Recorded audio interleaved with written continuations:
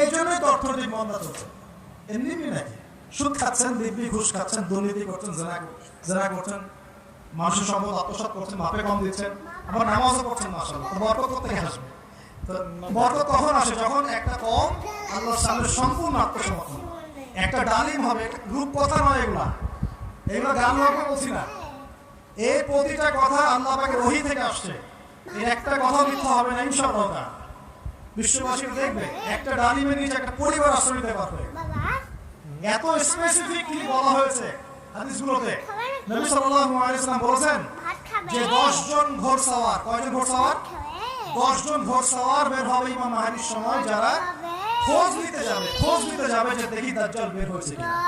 ঘোড়ায় করে খোঁজ নিতে যাবে, দেখি দাজ্জাল বের হয়েছে কিনা। ওই 10, নবীজি বলেন আমি ওই 10 জনের নামও জানি, ওদের বাবার নামও জানি। এত স্পেসিফিক জ্ঞান দেওয়া হয়েছে আল্লাহ।